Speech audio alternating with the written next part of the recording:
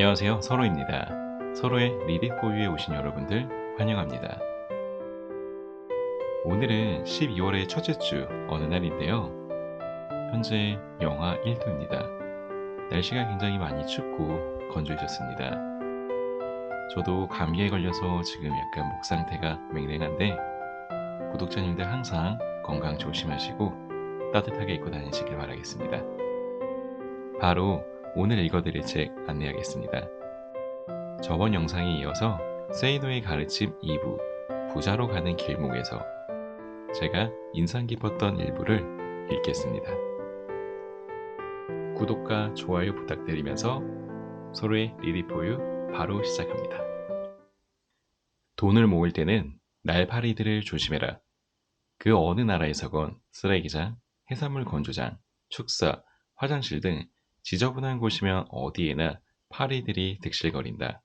파리의 종류도 다양한데 지파리, 똥파리, 벼룩파리, 강대파리, 쉬파리, 기생파리 등등 여러 가지가 있다. 인간 세계에도 파리떼가 있다. 이 파리들은 누군가가 돈을 모으고 있다거나 혹은 돈을 갖고 있다는 소문을 듣게 되면 몰려드는데 나는 이 파리들을 날파리라고 부른다. 땀 흘려 착실히 돈을 모아가는 가정을 밟는 사람들은 이 날파리들을 조심해야 한다. 이 인간 날파리에는 네 분류가 있다. 첫째, 가족 날파리가 있다. 이 가족 날파리들은 가족 중 당신이 월급을 꼬박꼬박 모은다는 사실을 알게 되면 혹은 적금을 얼마 지나지 않아 타게 된다는 것을 듣게 되면 그때부터 그 돈을 빌리고자 파리가 앞발을 비비듯 별의별 회유와 간청을 하게 된다. 이때 가족 날파리는 사업 자금으로 사용하고자 빌려달라는 등 무슨 대단한 건수라도 있는 듯 당신을 설득할 것이다. 특히 일확천금을 꿈꾸기만 하는 가족 날파리들을 조심해라. 그런 날파리들은 밑 빠진 항아리 같아서 빌려주는 돈 모두가 헛된 곳으로 새어나갈 것이다. 이런 날파리들의 꼬임에 가장 잘 넘어가는 사람들은 여자들인데 오빠나 남동생 혹은 아버지 또는 남편의 뜬구름 잡는 놀이에 모아놓은 돈 모두를 허비하고 만다. 이런 날파리들을 피하려면 자신의 재테크 상황을 일절 이야기하면 안 된다. 저축도 비밀리에 하고 월급도 낮추어 이야기하며 때로는 회사가 어려워서 월급이 나오지 않았다고 울상을 지어라. 너무 냉정한 것 아니냐고? 한 가족이 부자가 되려면 우선은 작은 항아리에라도 물이 가득 차 있어야 한다. 전 가족 날파리를 돕고 싶다면 일단은 악착같이 작은 항아리에라도 물을 채워놓고 그 항아리를 감추어 놓은 상태에서 그 가족 구성원의 정신 상태를 냉정히 파악한 뒤 이자로 나오는 한 바가지 정도만 퍼주어라. 그게 현명한 방법이다. 명심해라. 장사건 사업이건 자기 땀을 흘리지 않으려는 경우 깨진 항아리 물붓기가 될 가능성이 지극히 높다는 것을 말이다. 그런데도 돈을 대준다면 당신의 삶은 곧 그 깨진 구멍을 막으려는 불쌍한 두꺼비 신세로 전락하고 만다. 하나 더, 남에게 돈까지 빌려 가족 날파리에게 주는 어리석음을 절대 범하지 말라. 그 빚 때문에 당신 삶이 곧 무너지게 된다. 둘째, 친척 날파리가 있다. 이 부류의 날파리들은 친척 중에 누가 어느 정도 산다는 소문을 듣게 되면 찾아오는 부류인데 친척이 와서 돈을 빌리려고 할 때 그 이유가 수술비 마련이나 학비 마련 등이 아니라 사업적인 것이라며 그 친척의 평소 생활 태도를 고려하여라. 값비싼 가구나 사치품 등을 갖고 있던 친척에게 사업 자금을 빌려주었다가 받아낼 가능성은 크지 않음을 명심해라. 자고로 친척들의 돈을 많이 빌려 사업을 시작한 사람으로서 성공한 경우는 극히 드물기 때문이다. 이런 날파리들은 가난한 친척은 멀리하는 경향이 강하며 오로지 돈 냄새가 나는 친척들만 찾아다닌다. 이들을 피하려면 몇 가지 핑곗거리를 준비해 놓고 있어야 한다. 최근에 부동산을 구입하는 바람에 현금이 바닥이 났다거나 누군가에게 담보를 잡고 돈을 빌려주었는데 이자도 들어오지 않아서 속이 상해 죽겠다거나 등등의 이유를 갖고 있으라는 말이다. 장사로 어느 정도 돈을 모은 어느 독자가 이런 날파리들을 떼어내는 기가 막힌 방법이 없겠느냐고 내게 호소하였을 때 내가 알려준 방안은 이러했다. 오늘 밤 당장 그 모든 친척들에게 전화를 해라. 그리고 돈이 급히 필요하다고 하면서 빌려달라고 해라. 모레까지 필요한 자금을 마련하지 못하면 부도가 난다고 말해라. 그리고 꼭 좀 부탁한다고 해라. 담보라도 제공하여 달라고 말해라. 그리고 내일 한두 번 또 전화해라.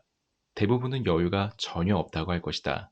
그러면 부담을 끼쳐드려 죄송하다고 거의 울먹이는 음성으로 말하면서 전화를 끊어라. 그 뒤 그들 중 열의 아홉은 전화를 걸어오지도 않을 것이다. 셋째, 친구 날파리들이다. 재미교포 사업가인 김승호는 아들아, 인생의 지혜를 배워라라는 글에서 이런 말을 한다. 연락이 거의 없던 이가 찾아와 친한 척하면 돈을 빌리기 위한 것이다. 분명하게 "No" 라고 말해라. 돈도 잃고 마음도 상한다. 친구가 돈이 필요하다면 되돌려받지 않아도 될 한도 내에서 모든 것을 다 해줘라. 그러나 먼저 네 형제나 가족들에게도 그렇게 해줬나 생각하거라. 100번 맞는 말이다.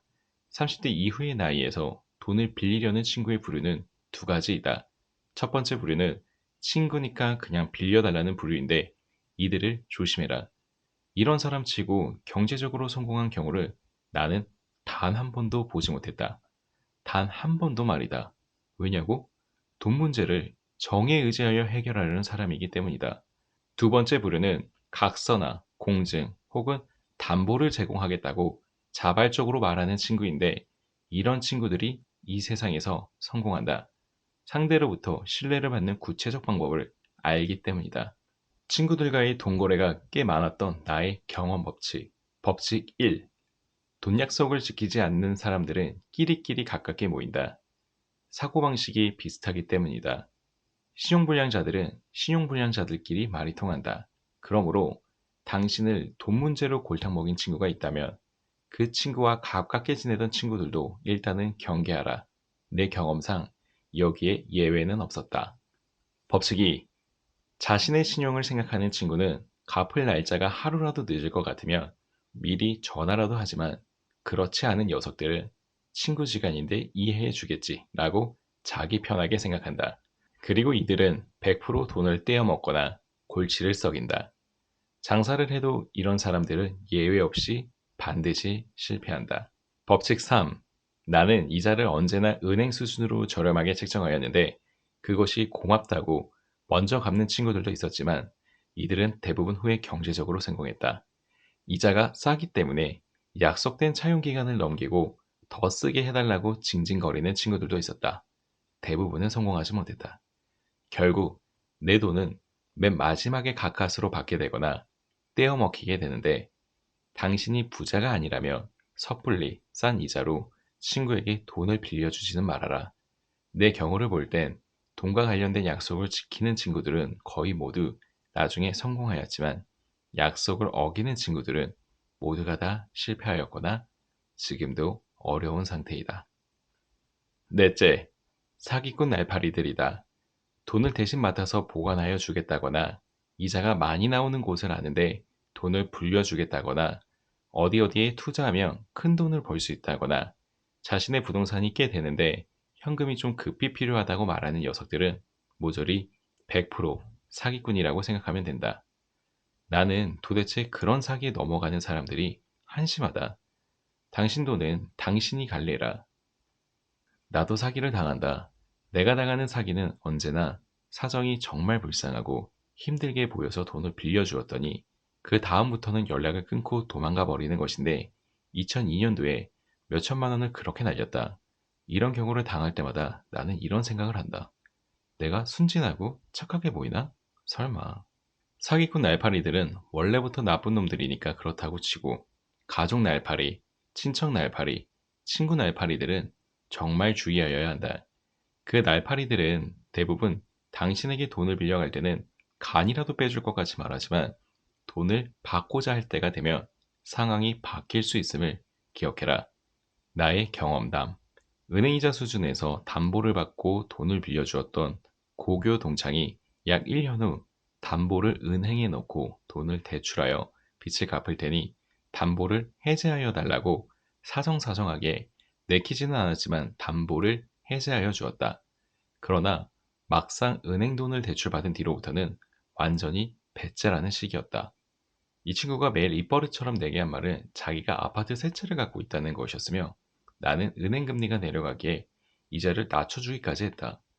그래서 은행 대출을 받아 빚을 갚는다는 이유로 담보를 해자해준 이상 그 약속을 어긴 것은 형법상 사기죄에 해당됨을 알려주면서 구치소와 교도소 생활을 기꺼이 하겠느냐고 말했더니 그제야 잘못을 인정하는 것이었다.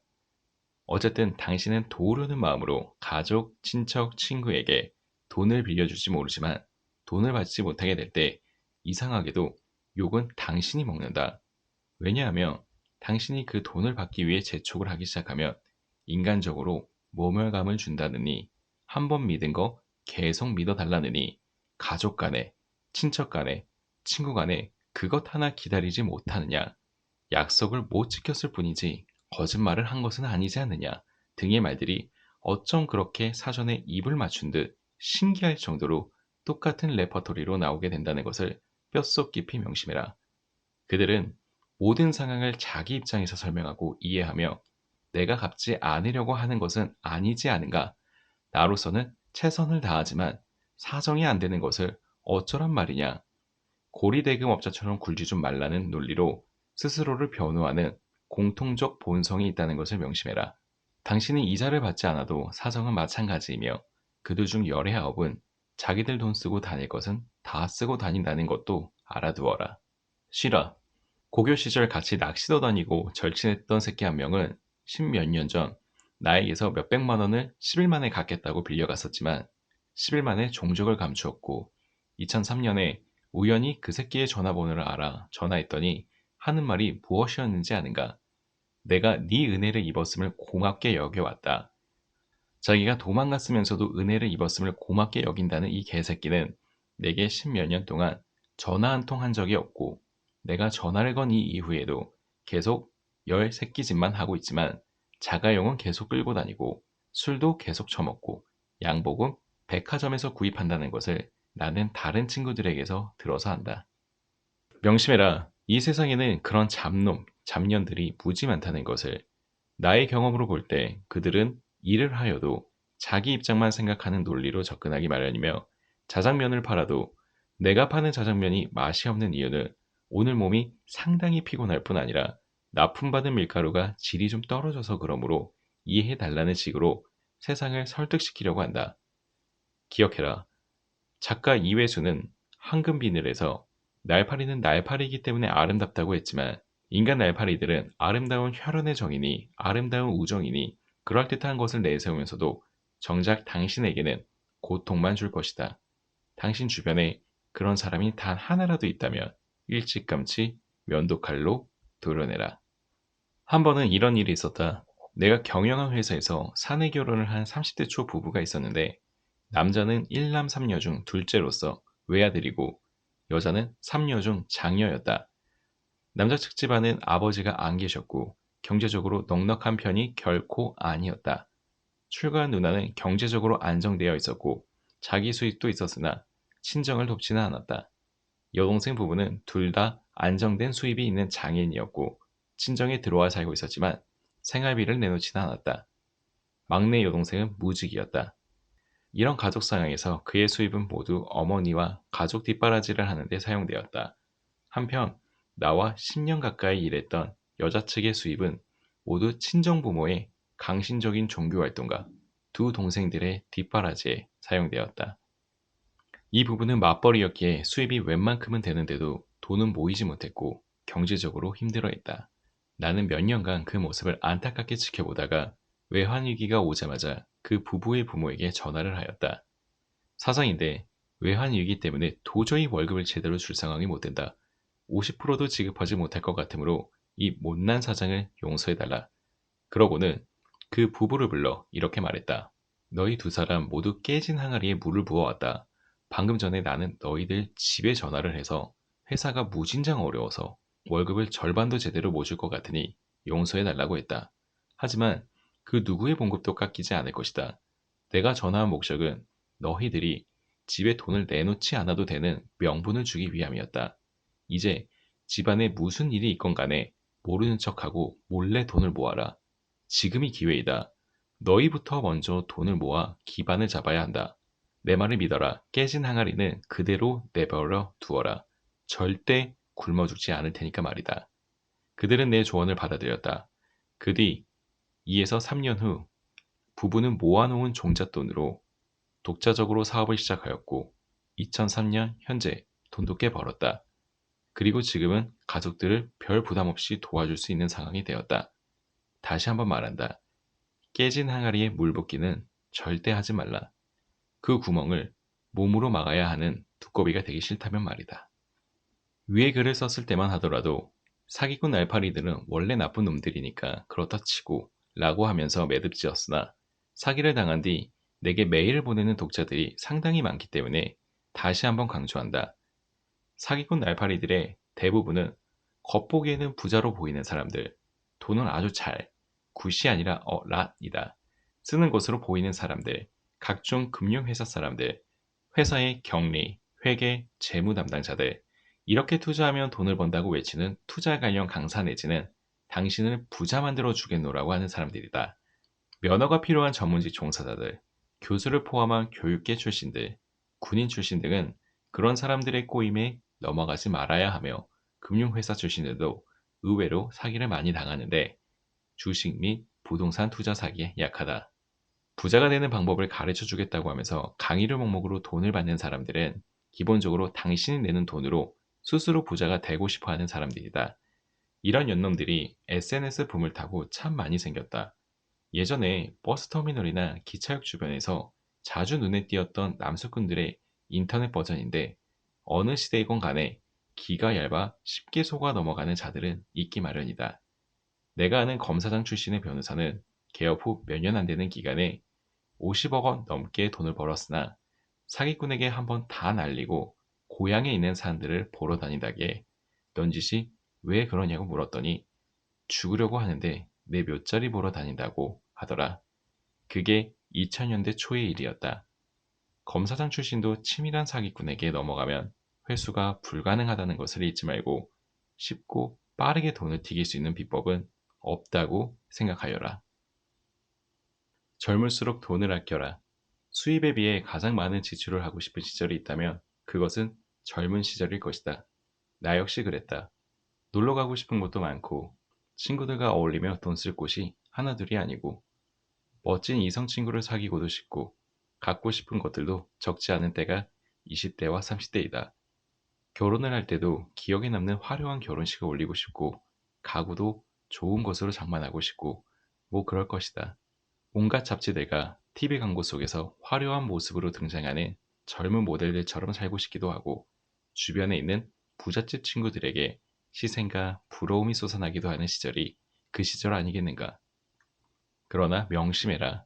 당신이 돈 많은 부잣집에서 태어나지 않았다면 수입에 비하여 가장 많은 저축을 가장 악착까지 하여야 할 때가 바로 그 시절이다.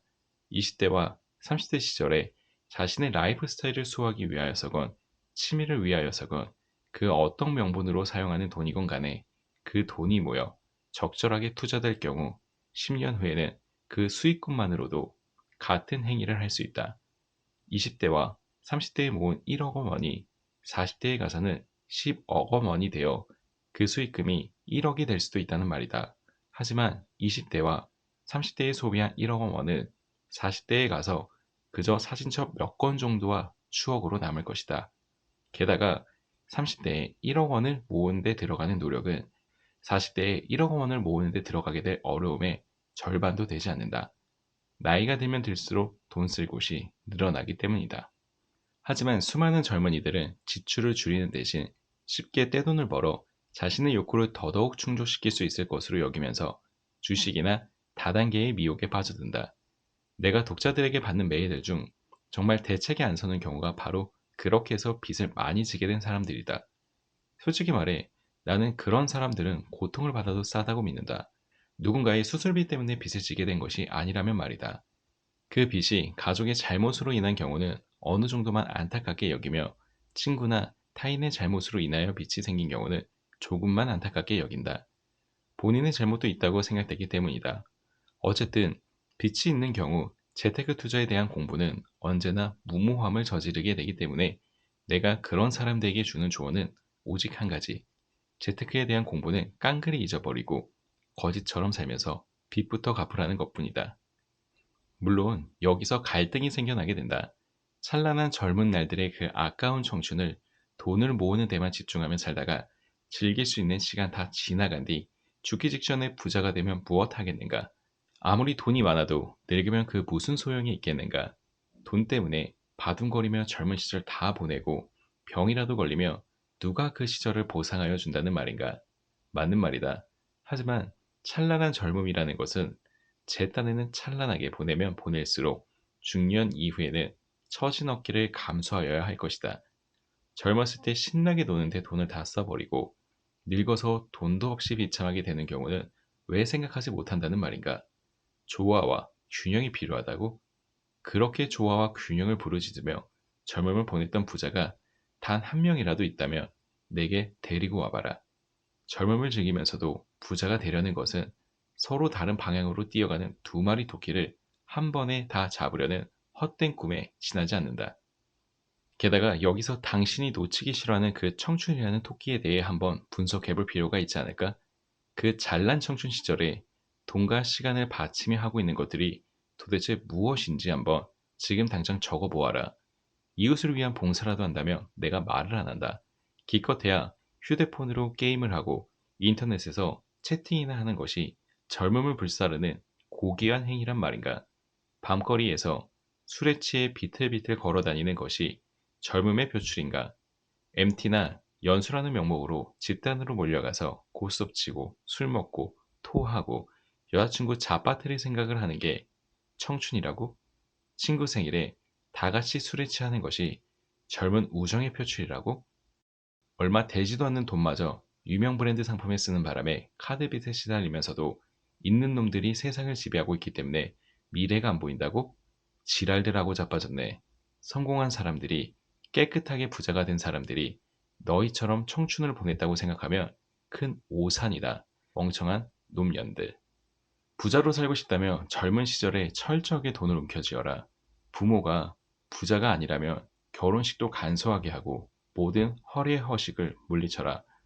나는 도대체 전세를 살고 있으면서도 아이 돌잔치를 호텔에서 하는 젊은 부부들을 보면 이해가 가지 않는다. 그 돌잔치가 아이를 위한 것이라고는 말을 하지도 말아라. 그 아이가 기억도 하지 못할 일을 하면서 아이를 위하여 한다고? 남에게 보이거나 부모가 즐기려고 하는 것이지. 그게 어디 아이를 위해 하는 것이란 말인가? 부조금 받으면 큰돈 들어가지 않는다고? 부조금 받지 않고 그냥 가족끼리 조촐하게 하면 아이에게 큰일이라도 생기나 보지? 신혼부부들에게 주는 경고. 비빌 언덕이 마땅치 않은 상황이라면 결혼 후 5년이 가장 중요한 시기이다. 그 시기에 돈을 모으지 못하면 당신들은 평생 부자가 되기 힘들다. 혼인 비용을 최대로 줄이고 현금을 보유해라.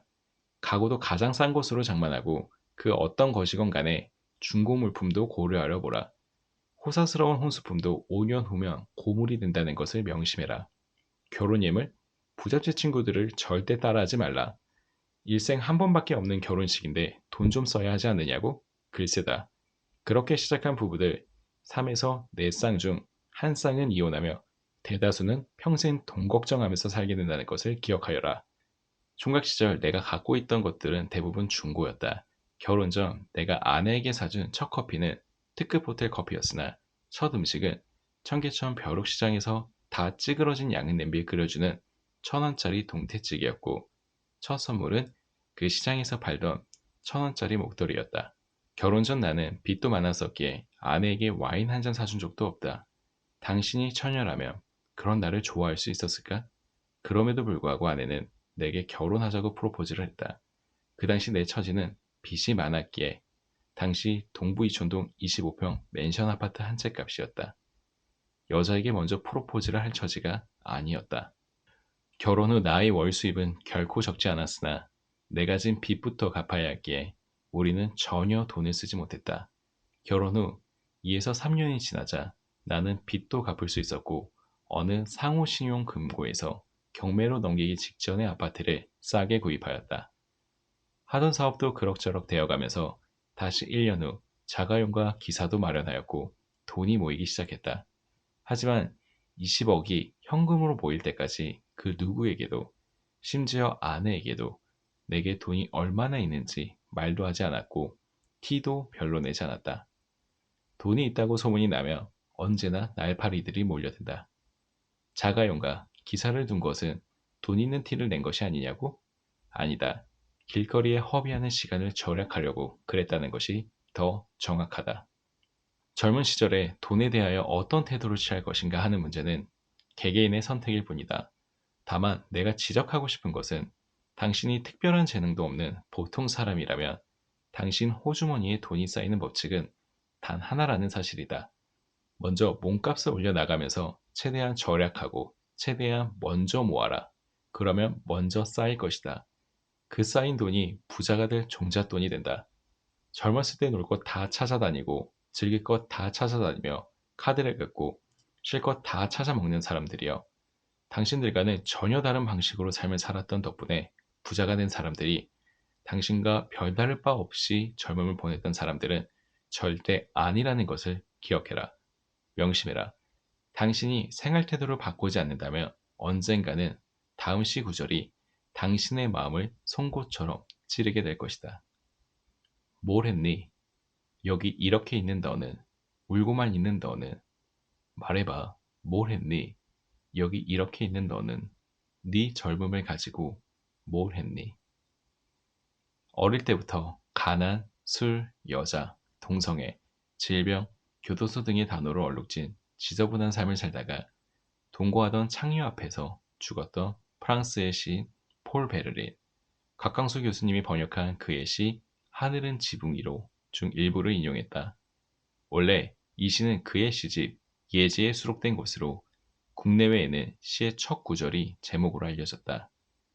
폴 베르린이 감옥에서 자신이 살아온 삶을 통회하면서 이 시를 썼다고 알려져 있음을 염두에 두고 감옥에서 창살 사이로 밖을 내다보는 그를 상상하며 직접 번역한 시 전문을 다음 쪽에 실었다.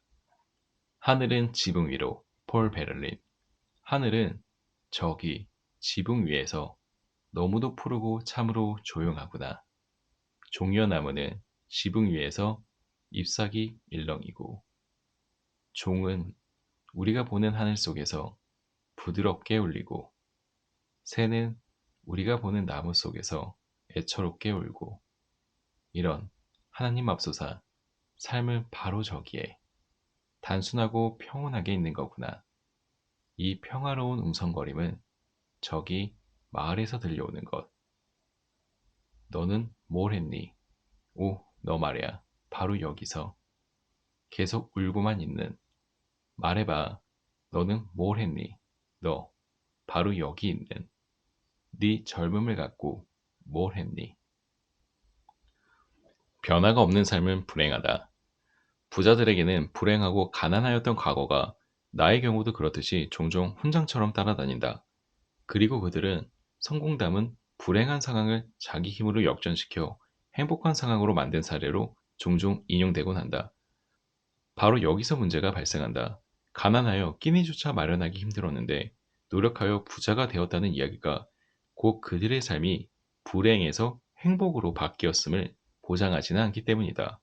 푸세식 변소에서 냄새를 참으며 용변을 보던 사람이 수세식 양변기에서 쾌적하게 용변을 본다고 해서 행복해지는 것은 아니지 않은가. 돈이 많아지면 불편하고 구차한 환경이 편리하고 쾌적한 환경으로 변할 뿐이다. 생활 수준이 높다고 해서 높은 행복이 보장되는 것은 아니라는 말이다. 비슷한 예는 불우한 가정에서 태어났으나 공부를 열심히 하여 유명한 대학에 들어갔다거나 수년간 어렵게 공부하여 고시에 합격한 사람들의 성공담과 관련하여서도 나타난다. 수많은 사람들이 그것을 마치 불행 끝, 행복 시작의 사례로 착각하기 때문이다. 하지만 그들은 그저 좋은 학력을 갖게 되었을 뿐이고 어렵다는 시험에 합격하였을 뿐이다. 그렇게 하여 이 사회에서 얻게 될 대가가 좀 많아지게 되었다는 것을 행복의 필수 조건으로 착각하지는 말라. 성공한 사람들의 사례를 보여주고 나서 꿈을 가져라 혹은 야망을 가져라 라고 말하는 것은 종종 마치 명예나 지위, 돈, 학벌 등에 대한 꿈과 야망이 성취되어야만 행복을 얻을 수 있는 듯한 오해를 불러일으킨다. 이 사회에서 어떤 형태로든 성공하게 되면 기쁨을 얻을 수는 있다. 하지만 그 기쁨은 한계호용 체감의 법칙에 따라 잠시뿐이며 그 어떤 성공이건 간에 결코 행복이 자동으로 보장되는 것은 아니다. 목표가 성취되면 성취감을 맛볼 수 있을 뿐이지 그 성취감이 행복과 동의어는 아니기 때문이다. 나폴레옹이 알프스를 넘어갔다고 해서 행복해졌다는 것은 아니지 않은가. 그러므로 TV 프로그램 성공시대나 위인전에 나오는 사람들을 본받아 나도 저렇게 되어야겠다고 생각하는 것은 바람직하지만 저런 사람이 안 되며 내 삶은 불행하여진다는 생각은 하지 말라. 분명히 말한다. 그 어떠한 실패도 불행을 의미하지는 않으며 그 어떤 삶도 열등하다고 일방적으로 매도할 수는 없다. 내가 가진 자로서 글을 쓰고 있기는 하지만 못 가진 자와 실패한 자를 못난 놈, 불행한 놈이라고 말하는 것은 결코 아니라는 것을 명심해라. 내가 철저하게 비난하고 꾸짖는 대상은 시간을 우습게 여기는 게으름과 나태함에 빠져 자기 변화를 깨하지 않으면서도 돈과 성공과 행복을 아주 편안하게 꿈꾸는 사람들이다. 행복은 우리가 소유한 것들과 비례하는 것도 아니고 그렇다고 해서 반비례하는 것도 아니다. 내 경험에 비추어 말한다면 행복은 우리가 소유한 것들이 유형의 것이건 무형의 것이건 상관없이 그 양과 질이 증가하는 과정이 계속될 때 얻어진다. 미국의 심리학자 데이비드 마이어스 역시 행복의 추구, The Pursuit of Happiness, Discovering the Pathway to Fulfillment, Well-being and Enduring Personal Joy에서 고정된 고소득보다는 소득이 증가하는 상태가 더 낫다고 결론 지었다. 소득의 많고 적음 그 자체가 아니라 소득이 매년 오르고 있을 때 인간은 행복을 더 많이 느낀다는 것이다. 매년 연봉 100만 달러를 계속 받는 사람보다는 10만 달러의 연봉이 매년 증가되는 사람이 더 행복하다는 말이다. 나는 그의 말에 한 가지 더 붙이고 싶다. 사람은 자신의 삶의 변화를 스스로 일으켜 그 어떤 분야에서든지 자신의 가치를 계속 증대시켜 나갈 때 행복을 맛볼 수 있다고 말이다. 양 기자의 소설 모순에서 주인공인 25세 여성 안진진의 이모는 부유층 사모입니다. 돈도 잘 벌고 착실하게까지 한 멋쟁이 신사 남편을 둔 이모는 남들이 보기에는 행복이 넘쳐나야 할 상황이다. 그런데도 그 잘 살던 이모가 너무나 행복한 일상에 지쳐 자살한다. 부자였지만 삶의 변화가 없었기 때문이다. 가난한 자들이 종종 자살하는 이유 역시 삶의 변화가 없을 것으로 믿기 때문이고, 나 역시 경제적으로 어려웠던 시절, 나의 미래에 아무런 변화가 없을 것으로 오판하고 그런 자살 시도를 하였었다. 토머스 제퍼슨은 행복의 추구는 양도할 수 없는 권리라고 했다. 그 권리를 누리려면 스스로의 변화를 먼저 주도하라. 남이 하면 따라하고 남이 좋다면 따라서 좋다고 박수치는 그런 삶이 아니라 당신 스스로 뿌듯하여질 수 있는 주체적 삶을 찾아라. 어제가 오늘 같고 오늘이 내일 같은 삶은 이미 생명이 죽은 삶이다. 하지만 수많은 사람들이 그런 삶에 익숙해져 있다. 그럼에도 불구하고 당신은 당신이 버는 돈의 액수가 작아서 불행하다고 생각할지 모른다. 천만의 말씀이다. 당신이 돈을 얼마나 벌든 간에 삶의 변화가 없고 뿌듯함이 없다면 결코 행복을 느낄 수 없다. 돈이 문제가 아니다. 당신이 자기 자신의 가치를 변화시키고 증가시키는 노력을 할 때 행복은 매일같이 주어지는 법이며 덤으로 뿌듯함마저 느끼게 된다. 문제는 여기서 그 변화의 방향을 어느 쪽에다 두는가에 있다. 그 방향은 오직 두 가지뿐이다. 그 하나는 이 사회에서 대가를 더 많이 받는 것과 관련되어 있다. 일의 변화를 만들 수 있는 지식을 추구하는 것이 대표적이다. 다른 하나는 이 사회에서 대가를 받는 것과는 관련이 없이 인간으로서의 성숙함을 지향하는 것이다. 참선을 하면서 자기를 바라본다거나 로마인 이야기를 읽으면서 인생을 배운다거나 하는 것 말이다. 돈과 관련되지 않는 것에 그 방향을 두고 있다면 당연히 돈은 따라오지 않을 것이다. 그래서 변화가 주는 뿌듯함은 곧 돈 문제로 인하여 상처를 받을 수도 있을 것이다. 하지만 독실한 신앙인들처럼 자족과 감사의 생활을 영위하며 살 자신이 있다면 사도 바울같이 말이다. 계속 그렇게 돈과 거리를 두고 살면서 행복을 추구하는 것도 가치 있는 삶의 한 형태라고 나는 믿는다. 그러나 이 사회에서 대가를 더 받는 쪽에다 변화의 방향을 두고 있다면 그 대가 자체보다는 변화의 양적인 면과 질적인 면에 관심을 두어라. 그렇게 하면 행복감과 뿌듯함을 매일 맛볼 수 있고 돈은 저만치에서 뒤따라오게 된다. 시간을 헛되이 쓰지 않고 책을 읽고 지식을 습득하여 삶과 생활 속에서 실천할 때 언제나 나는 뿌듯함과 행복감에 충만하였다. 30대 초에 내가 컴퓨터와 씨름을 하다가 새벽 4시에 사무실을 나와 걸어서 10분 거리에 있던 집으로 가면서 어둠 속에서 느꼈던 그 가슴 뿌듯함을 20대에 내가 밤을 새워가며 책을 읽다가 마지막 페이지를 새벽녘이 밝아오는 가운데 끝냈을 때 느꼈던 그 환희에 찬 뿌듯함을 어떻게 말로 설명할 수 있을까? 돈? 돈은 그 뒤에서 성큼성큼 따라왔다. 비록 당신은 돈이 뒤따라오는 소리가 들리지 않아 절망인가 의심하면서 자꾸 뒤를 돌아보고 싶겠지만 내 말을 믿으라. 내 귀에는 그 소리가 너무나 또렷하게 들린다. 왜냐하면 내가 그렇게 이미 살아보았기 때문이다. 당신은 변화가 싫다고, 지금 그 상태로 있는 게 좋고 행복하다고. 내가 알기로는 그런 말을 할 수 있는 사람은 사랑에 빠진 사람, 무소유 신봉자, 신실한 신앙인 세 종류뿐이다. 그런 사람이 아닌데도 변화 없이 사는 게 좋고 행복하다며 내게 그렇게 사는 비결 좀 알려다오. 2000년도부터 세상을 향해 글을 쓰고 나서 세월이 웬만큼 지난 후 종종 이런 질문이 담긴 메일을 받곤 했다. 아직도 부자인가? 지금 행복한가? 내 짐작에는 당신 지금쯤에는 망했을 거야. 불행할 거야. 라는 기대감에 메일을 보내지 않았을까 싶다. 그 답을 지금 여기에 쓴다. 아직도 부자가 아니라 훨씬 더 부자가 되었으며 충분히 행복한 운 좋은 사람으로 살고 있다. 충분히 행복한 운 좋은 사람이라는 표현은 심리학 교수 다니엘 카네만이 한 말이다. 노벨 경제학상도 받았음을 고려하면 그의 책 생각에 관한 생각은 읽어볼 만한 책이 아니겠는가? 그는 행복을 순간 기억, 모멘트 베이스, 일예, 사진으로 보면서 그때 참 좋았어 라고 생각하는 것과 관련 지으며 가장 행복한 사람은 행복해지고 싶어 하는 열망이 크지 않았던 사람임을 지적한다. 길을 쓰고 행복을 찾아 나서는 사람이 오히려 행복해지기가 힘들다는 말인데 나도 그 말에 동의한다. 윌리엄 데이먼의 무엇을 위해 살 것인가 제목에 속지 마라. 원제는 The Path to Purpose, How Young People Find Their Calling in Life 인데 젊은이들을 이끌어주는 방법론 같은 것이다. 를 보면 그의 말이 이렇게 표현된다.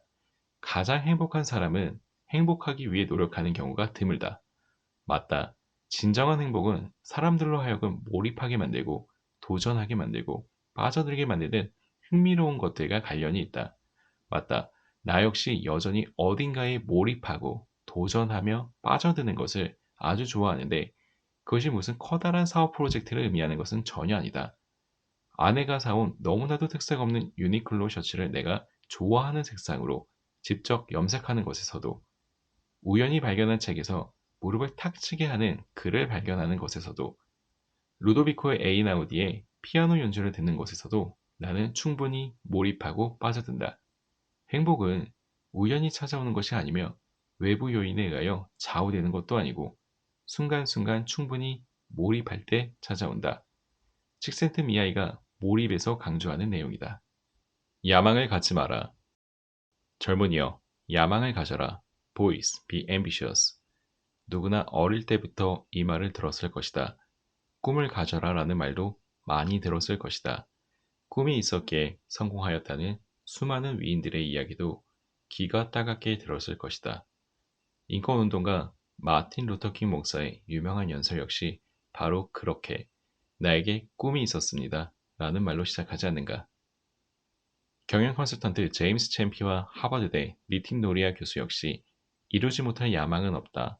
The Arc of Ambition 에서 야망이나 꿈이 성공의 원동력이 된다는 것을 강조하면서 성공한 사람들이 어떻게 하여 왔는지를 설명하고 있다.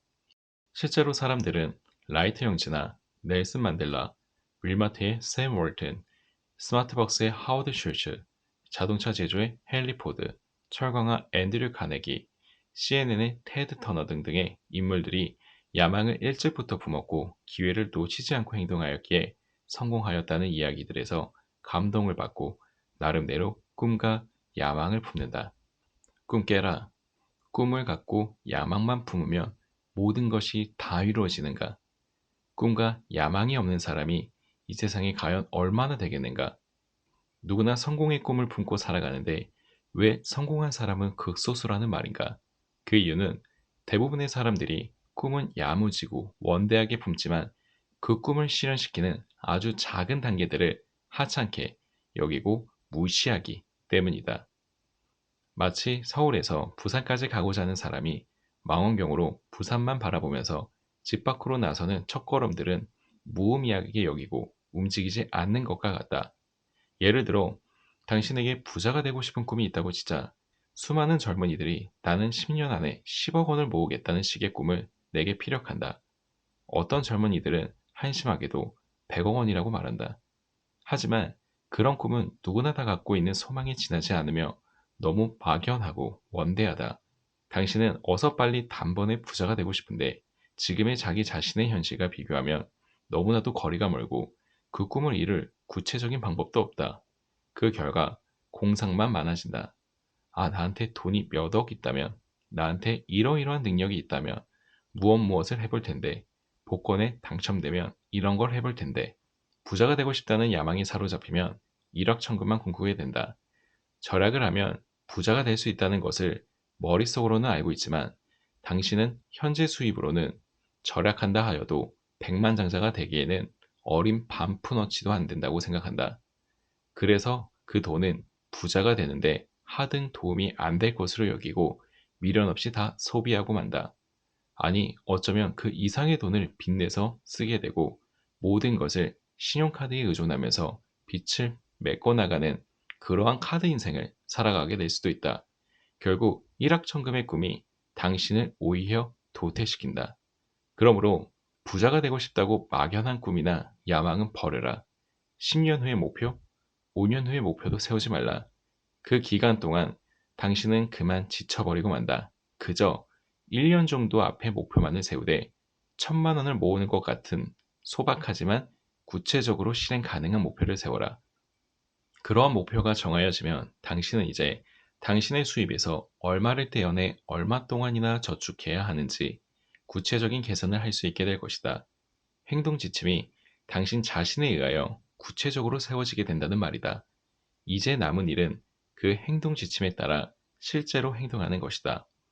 그렇게 하면 조만간 목돈을 지게 될 것이며 바로 그 목돈이 종잣돈이 되어 부자의 길로 접어드는 첫 계단에 올라갈 수 있게 된다. 명심해라.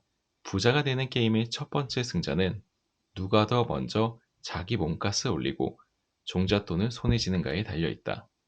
그 소박해 보이는 목돈이 손에 쥐어지게 될 시간이 언제가 될 것인지는 순전히 당신이 현재의 수익 가운데 얼마나 소비할 것이며 얼마나 저축할 것인지에 따라 결정이 될 것이다. 기간을 6개월로 만들려면 어쩌면 월 수입의 거의 대부분을 저축해야 할지도 모른다.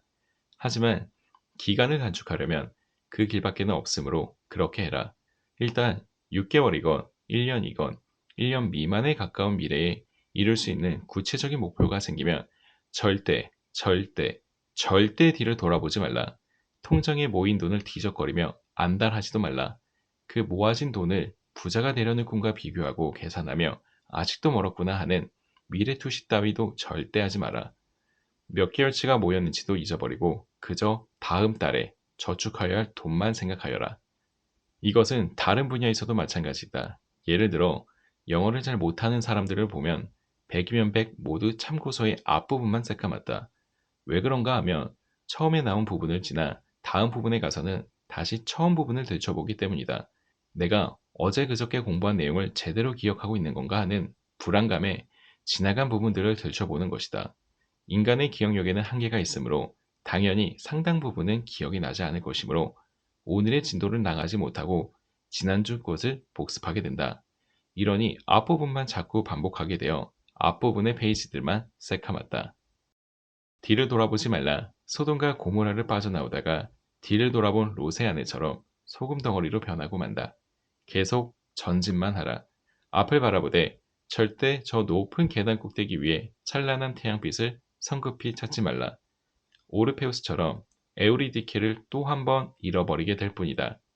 당신에게 필요한 것은 당장 오늘, 지금 밟아야 할 계단이 어디에 있는지 찾는 것뿐이다. 올리버 스톤 감독의 영화 애니 기븐 선데이는 프로풋볼팀 마이애미 샤크스 안팎의 인물들이 벌이는 삶의 혼전을 실감나게 보여주는 명작이다.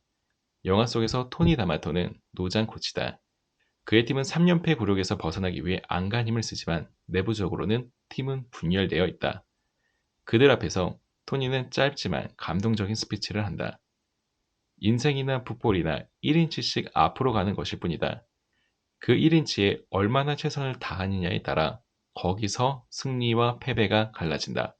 승리와 패배의 차이는 결국 1인치의 차이다. 우리는 오직 1인치를 위해 달릴 뿐이다. 미래의 야망은 던져버려라. 꿈과 야망은 성공의 원동력이 아니다. 보잘것없어 보이는 1인치 전진을 위하여 오늘 외롭게 최선을 다하는 힘이 바로 성공의 원동력이다. 세계 최고의 선수 피터 샘프라스 역시 성공의 비결을 묻는 기자들에게 이렇게 답했다. 나는 결코 한 시합에 이기려고 하지 않는다. 한 세트나 한 게임을 이기려고도 하지 않는다. 나는 오직 한 점만을 따기 위해 노력한다. 나는 솔직히 샘프라스가 누군지도 알지 못하지만 나 역시 그 사람처럼 하여 왔다. 당신도 그렇게 하라. 그럼에도 불구하고 종종 저는 100억을 모으는 것이 꿈입니다. 라는 식의 메일을 보내는 멍청한 자들이 여전히 있다. 가난한 자의 특성은 버려라. 군에서 나는 저녁에 도서관장을 하였다. 주제와 동떨어진 이야기이기는 하지만 이에 대하여 질문하는 독자들이 있었기에 나의 군 생활을 간략히 설명하고자 한다.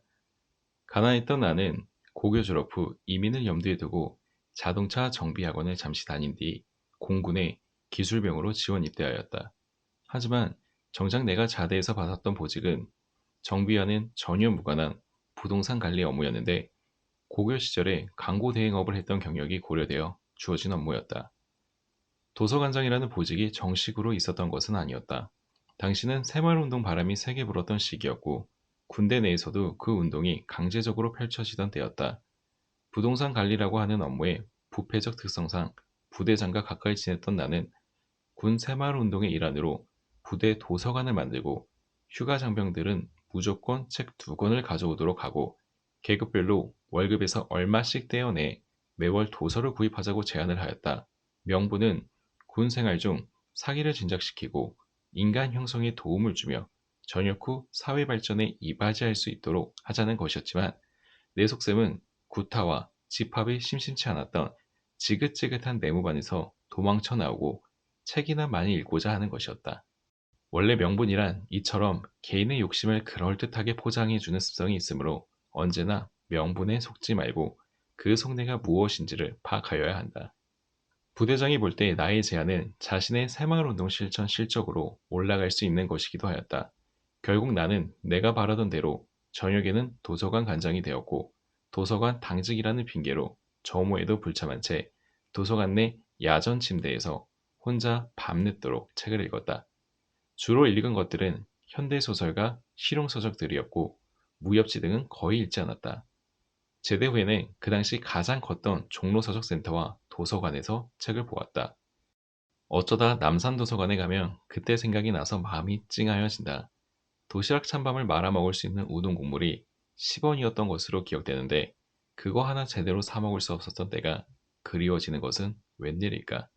성공에 대한 책들도 많이 읽었지만 실천 노하우는 하나도 없고 희망을 갖고 적극적 사고방식으로 열심히 살아라는 등 뜬구름 잡기들이었기에 읽을수록 실망이 컸다. 오히려 빈민들에 대한 책과 논문들이 손에 먼저 잡혔다. 하지만 가난을 묘사한 대부분의 소설은 작가가 측은한 눈으로 혹은 따뜻한 눈으로 혹은 가난을 업보나 운명적인 것으로 믿는 마음으로 혹은 가난은 착한 심성에서 비롯된다는 생각으로 등등 묘사하기 때문에 가난의 현상만을 엿볼 수 있었다. 보다 더 구체적인 내용들은 논문이나 연구 보고서에서 얻을 수 있었는데 너무 오래전의 일이어서 제목들조차 생각나지 않는다. 그렇게 해서 나는 달 동네에서 파는 요구르트는 이름도 못 들어본 회사의 것이지만 부자 동네에서 파는 유명 요구르트보다도 더 비싸고 품질은 더 떨어진다는 것도 알았고 어떻게 행동하면 가난의 굴레에 빠져 들어가는지도 어렴풋이나마 배웠다. 서울역 앞 588 창녀촌으로 유명하였던 양동의 쪽방에서 잠시 살아본 경험도 개인적으로는 큰 배움이었다. 박안서의 단편 도둑맞은 가난에서 여주인공의 가족은 아버지가 실직한 이후 어머니의 허영심과 체면 때문에 급속히 가난해진다. 결국 모든 재산을 날리고 판자촌으로 이사온다. 그녀는 인형옷을 만드는 일이라도 하지만 가족들은 가난을 껴안지 못한 채 연탄가스로 자살하고 그녀 홀로 남는다. 어느 날 그녀는 도금 공장에 다니는 청년을 알게 되고 같이 살면 하룻밤에 연탄 반장을 아낄 수 있지 않느냐는 이유로 그와 동거를 한다. 그러나 그 청년은 부잣집 대학생 아들, 아버지가 빈민촌에 보내 가난을 경험시킨 것일 뿐이었다.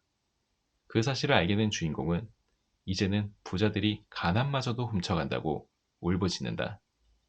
나도 소설 속의 그 부자 아버지처럼 가난한 사람들의 삶을 살펴볼 것을 권유한다. 내가 부자가 된 것은 부자들에 대한 정보도 없었던 시절에 부자들을 따라해서가 아니라 가난한 자들을 따라하지 않으려고 길을 썼기 때문이다. 70년대에는 부자 되는 법을 다룬 책도 거의 없었고 내 기억으로는 기껏해야 소자본으로 부자 되는 법이라는 책 한 권만 있었을 뿐이다. 왜 사람들은 백만장자들의 특성만 배우려고 하는가? 가난한 자들에게도 공통적 특성이 있다. 그 특성들은 가난이 세습되는 이유에서 설명하였듯이 부모로부터 주로 영향을 받게 되지만 부모와 상관없이 사회에서 보유하는 경우도 많은 듯하다. 첫째, 돈 받는 것 이상으로 일을 하려고 하지 않는다. 정해진 시간에 좀 더 많은 땀을 흘리거나 시간을 초과하여 일한다고 해서 돈을 더 받는 것도 아닌데 고용주들이 그런 요구를 하는 것은 자기를 좀 더 부려먹으려는 수작에 지나지 않는다고 여긴다. 오늘 1시간을 더 하였다면 그날 저녁 당장 대가가 더 주어져야 한다고 믿는다. 그러니 돈 있는 사람들이 볼 때는 모두가 그놈이 그놈인 셈이므로 잘해줄 필요를 느끼지 못한다. 하지만 고용주들의 이러한 태도를 가난한 사람들은 있는 놈들이 더 지독하다고 바라본다. 있는 놈들이 일을 더 헌신적으로 잘하는 사람을 곁에 두고 싶어 한다는 것은 까맣게 모르며 기회는 그 있는 놈들로부터 주어질 수 있다는 것을 상상조차 하지 못한다. 둘째, 아무 일이나 하려고 하지 않는다. 농촌 인구가 도시로 몰려들던 60년대와 70년대에 미국인 문화인류학자 빈센트 브란트는 청계천 주변의 반자촌에 살면서 빈민층 연구를 하였고 흥미로운 논문을 발표했었다. 그 내용은 한국의 판자촌 주민들은 외국의 슬럼가처럼 숙명처럼 가난이 뒤따르는 곳이 아니라 일정 기간이 지나면 주택가로 옮겨간다는 내용이었다. 이것은 6.25 동란 때 남쪽으로 내려온 피난민들이 처음에는 빈민이었으나 세월이 흐르면서 가난에서 상당수가 탈출하였음을 보아도 알 수 있다. 어떻게 그런 일이 가능하였을까? 일자리가 너무나도 부족한 상황에서 아무 일이나 닥치는 대로 하다가 기회를 잡았기 때문이다. 일을 하지 않으면 당장 굶어 죽는 처지였기에 일을 가려서 한다거나 몸이 편한 일만 찾는다는 것은 꿈 같은 이야기였다. 지금의 수많은 빈민들은 그렇게 하지 않는다. 마음에 들지 않는 일을 하지 않아도 굶어 죽지는 않는다는 사실을 알기 때문일까? 셋째, 자신이 받았던 돈의 액수 이하로는 일하려고 하지 않는다. 하루에 5만 원을 받는 일을 해온 사람은 당장 일거리가 많지 않음에도 자신의 일당을 낮추려고 하지 않는다. 이것은 성남의 새벽 인력시장이나 농촌 인력시장에서 아주 자주 나타나는 현상이다. 나 같으면 하루 5만 원 받는 일을 일주일에 3일 하느니 일단은 하루 3만 원 일거리를 일주일 내내 할 것이고 나를 고용한 사람이 나를 반드시 다시 찾도록 만들 것이다. 그때 비로소 나는 내가 얼마를 받고 싶어 하는지를 말할 것이다. 가난한 자들이 그렇게 하지 않는 이유는 무엇일까? 세상 이치를 모르기 때문일까? 아니면 어설픈 자존심 때문일까? 넷째, 티끌 모아 태산이라는 말을 믿지 않는다. 조금이라도 돈이 생기면 쓰고 싶어 안달이 난다. 예컨대 반포고속터미널 지하도 근처의 한 편의점에서 양주를 구입하는 고객들 중에는 그 지하도에서 노숙하는 사람들도 있다. 비 오는 날은 공치는 날이라는 것을 뻔히 알면서도 돈을 아끼지 않으며 기분 내키는 대로 써버린다. 굶어 죽는 한이 있어도 비상금을 축내지 않는다는 중국인들과는 전혀 다르다. 그래서 약간의 돈이라도 생기면 술집으로 가거나 심지어 그곳 여자들에게 돈을 뿌리는 한심한 놈들도 자주 눈에 띄인다. 이런 습성은 그 자녀에게도 물려지고 그 자녀들 역시 한 푼이라도 생기게 되면 오락실로 달려가거나 PC방에 가서 진을 친다. 다섯째, 운명론을 받아들이고 사주팔자를 신봉한다. 정주영은 무엇을 했어도 부자가 될 팔자였지만 자신은 뭘 해도 마찬가지라고 생각한다. 다른 사람들은 고무신을 신고 달려도 신이 벗겨지지 않지만 자신은 워커를 신고 뛰어도 신이 벗겨져 넘어질 팔자이며 부자 될 사람은 따로 정해져 있다고 믿는다. 그렇기 때문에 노력에 의존하지 않고 점술가들이 하는 말에 귀를 쫑긋거린다. 생각과 행동에 문제가 있기 때문에 가난을 자초한다는 지적은 개 짖는 소리로 여기며 자신은 한다고 하는데 타고난 팔자가 더러워서 어쩔 수 없다는 식으로 생각한다. 실제로는 사주팔자를 자신의 게으름에 대한 방패막이로 사용하고 있을 뿐이다. 여섯째, 세상을 일방적으로 해석하고 쉽게 흥분한다. 순박하여서가 아니라 전체적 상황을 보는 능력이 약하기 때문이다. 그러다 보니 흑백 논리에 아주 강하다. 세상은 회색인데도 말이다. 자기가 가난한 것은 못 배웠기 때문이거나 남들보다 약삭 빠르지 못하기 때문이며 있는 놈들이 돈을 다 갖고 있기 때문이라고 믿는 경우도 많다. 자기 판단에 대해 스스로 의심을 하지 않는다. 때문에 자기 생각이 잘못된 것인지도 모른다는 불안감이 별로 없다. 일곱째, 경험자의 이야기보다는 자기 판단을 더 믿는다. 예컨대 선택의 기로에 있어서 나에게 조언을 구한 사람들 중 많은 수는 내가 충고한 대로 하지 않고 자기 생각대로 한다. 나는 이게 참 이상하다. 그렇게 할 것을 왜 아까운 내 시간을 허비하게 만드는지 이해가 가지 않는다는 말이다. 그렇게 자기 생각대로 하다가 세월이 지나면 다시 찾아오는데 내가 말해주면 못하랴.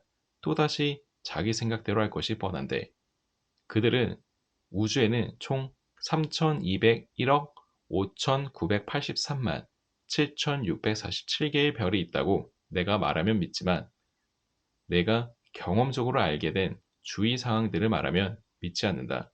하긴 칠조심이라고 써놓아도 직접 손을 대보는 사람들은 언제나 있지 않은가. 당신이 미래의 부자가 될 수 있는지 없는지를 판가름할 수 있는 방법이 있다. 가난한 친구들을 찾아가 부자가 되는 방법에 대한 그들의 말을 귀담아 들어보라. 그들의 말에 당신이 공감을 한다면 당신도 가난한 자들의 공통적 특성을 갖고 있음을 깨달아라. 부자가 되지 못하게 만드는 심리. 1990년부터 1999년까지 10년 동안 영국 워릭대 연구팀은 돈이 얼마나 있어야 사람이 행복감을 느끼는가를 연구하고자 매년 영국인 1만 명을 무작위로 추출해 생활 수준과 만족도를 분석하였다. 행복의 정도를 금액으로 측정하는 최초의 분석적 시도였는데 연구팀은 가장 행복감을 느끼게 하는 돈의 액수는 100만 파운드, 약 18억 원라고 하였다. 국민소득을 감안하면 우리 실정으로는 약 9억 원 수준이다. 연구팀은 100만 파운드의 돈이 있다고 해서 다 행복한 것은 아니고 일에서 성취감, 만족스러운 결혼생활, 건강 등이 행복을 결정하는 데 중요한 요인들이라고 결론지었다. 이런 뻔한 사실을 알아내는데 10년씩이나 소비하다니 하긴 우리나라 교수들의 정부 지원 연구 결과들도 자세히 살펴보면 골 때릴 정도로 가관인 것이 많기야 하지만 그렇다고 돈 문제 이외에는 건강이나 가정이나 직장에 아무런 문제도 없는 사람들에게는 돈이 생기면 행복을 느끼게 된다는 말인가? 잠시 동안만 그렇다. 왜 돈 문제 이외에는 걱정 근심이 없는 사람들에게조차 돈이 영원한 행복을 안겨다 주지는 못하는 것일까? 그 이유는 인간은 환경이 바뀌며 재빨리 그 새로운 환경을 아주 당연한 것으로 받아들이고는 그 이상을 바라기 때문이다. 이른바 당연심리다. 전세를 살던 사람이 자기 집을 마련하였을 때의 기쁨이 몇 년 못 가는 것과 마찬가지이다. 시간이 지나면 더 많은 것을 원하게 된다. 게다가 행복은 상대적인 성격을 갖고 있다. 우리는 독립적인 행복을 원하는 것이 아니라 주변의 다른 사람들보다 더 행복해지기를 원한다. 비교 심리이다. 언제나 우리 눈에는 남들이 더 행복해 보이고 남들이 더 행복할 것이라고 가정하기 때문에 스스로를 상대적으로 불행하게 여기게 된다. 특히 주변에 세속적 성공을 거둔 사람들이 있게 되면 주변 사람들이 나를 불행하게 생각할 것이라는 생각을 하며 우울해한다. 나는 이것을 주변 인식이라고 부른다. 당연 심리는 개개인에게 상황을 진보시킬 수 있는 동기가 되기도 한다. 내가 나쁘게 보는 것은 비교 심리이다. 부자가 되지 못하는 사람들 대다수가 이 비교 심리가 가져온 소비 때문에 돈을 모으지 못하기 때문이다. 미국에서 조사한 바에 의하면 당신이 1년에 11만 달러를 벌고 다른 사람들은 20만 달러를 버는 세계와 당신이 10만 달러를 벌고 다른 사람들은 8만 달러를 버는 세계, 이 두 세계 중 어떤 것을 선택하겠느냐고 물으면 대다수의 미국인은 두 번째 세계를 택한다. 왜 그럴까? 바로 비교 심리 때문이다.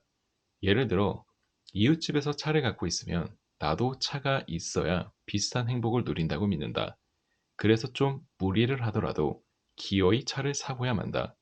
추석이나 여름 휴가 때 중고차 값이 오르는 이유도 사람들에게 비교 심리가 있기 때문이다. 남들 다 자가용 타고 가는데 우리도 그래야 되지 않느냐는 것이다. 게다가 나에게 차가 없으면 남들이 나를 불행하다고 볼까봐 두려워한다. 주변 인식이다. 마치 남들에게 보이기 위해 사는 사람들 같다. 물론 이러한 심리들은 자기가 현재 이 사회에서 잘해나가고 있는지를 평가할 수 있는 방안으로서 스스로를 주변 사람들과 상대적으로 비교하는 심리적 방안으로 볼 수도 있다. 그러나 그 내면 깊은 곳에는 인간이 주변 사람들에게 느끼는 시기심이 생각보다 크게 자리 잡고 있다. 결혼을 코앞에 둔 남녀가 종종 갈라서는 이유 역시 부모들과 당사자들의 비교 심리와 주변 인식에 있다. 누구네 집 며느리는 이러이러한 혼수를 해왔는데 누구누구는 예물로 다이아 1캐럿을 받았는데 누구누구는 시댁에서 아파트를 사주었다는데 왜 나는 전세냐? 요즘 세상에 누가 20인치 TV를 보냐? 30인치는 돼야 한다 등등의 모든 갈등이 다 남들에게 지고 싶어 하지 않은 시기심이 빚어낸 것들이다. 그러다 보니 돈이 모일 겨를이 없다. 수입이 조금만 늘어도 쓰고 싶어 안달이 나며 빚까지 진다. 남들이 가진 것들을 자기도 갖고자 하기 때문이다. 혹시라도 그런 상대방을 만났다면 또는 상대방의 집안이 그렇다면 나중에 후회하지 말고 빨리 헤어져라. 이미 결혼을 했다면 아이가 생기기 전에 이혼하는 것이 현명하다. 진정한 부자들은 이 세 가지 심리들을 극복한 사람들이다. 서울 강남에 있는 금융기관들에 가서 물어보아라. 진짜 알부자들은 전혀 부자같이 보이지 않는다. 사는 곳도 강남에서는 평범한 곳에서 살고 잠바 하나 걸친 사람들이 수십억의 현금을 움직인다. 고 정주영 같은 재벌 1세들의 모습이 TV에 비쳤을 때 도대체 부자같이 보이던 사람들이 한 명이라도 있었는가? 부자들은 남들이 어떻게 살든 관심이 없다. 흉내내려고 하지 않는다는 말이다. 그들은 현재의 상황이 아무리 좋아도 다시 나빠질 수 있음을 알고 대비하려고 한다. 남들과 비교하며 살지 않는다. 남들이 무엇을 갖고 있건 간에 관심이 없다. 그들은 우선 돈을 모은다. 돈이 쌓이면 그 돈에서 나오는 수익으로 나중에 무엇이든 살 수 있다는 것을 안다. 원금을 건드리지 않고서 말이다. 나 역시 그렇게 살았던 사람이다. 하지만 대부분의 사람들은 위 세 가지 심리 때문에 그 원금이 될 작은 돈들을 먼저 야금야금 갉아먹는다. 잉그라트의 가치관 지도에는 세로축과 가로축이 있는데 세로축에서는 전통가치에서 비전통적이고 비종교적이며 합리적인 가치로 상승하는 것을 상위로 치고 가로축에서는 생존가치에서 자기표현가치, 외부의 구속이나 지도력의 영향을 받지 않는 조건에서 자유롭게 형성된 자신만의 선호를 중시하는 것로 상승하는 것을 상위로 친다. 박형규의 인문학의 거짓말에서 차용. 여기서 자기 표현 가치를 오해하지 마라. 그 가치는 명품으로 치장하며 개성을 드러내는 것을 의미하는 것이 전혀 아니다. 그것은 비교 심리와 주변 인식에서 벗어날 때 비로소 독립적으로 형성되는 것이다. 자기 표현 가치에 대하여 좀 더 파고 들어가 구체적으로 이해하는 독자들이 많기를 바란다. 부자는 불행한 도둑놈이 아니다. 사람들이 부자에 대하여 갖고 있던 편견 중 대표적인 것 하나는 부자는 불행할 것이라는 생각이다. 그리고 손대는 것 모두가 황금으로 변하여 음식조차 먹지 못했던 미다스의 불행을 즐겨 인용한다. 많은 돈이 가져올 수도 있는 불행을 가장되게 극대화시키는 것을 사람들은 좋아한다는 말이다. 그래서 사람들의 대화 속에서 그 사람은 부자이기는 하지만 점점점 이라는 말 뒤에는 언제나 나쁜 내용들만 도사리고 있다.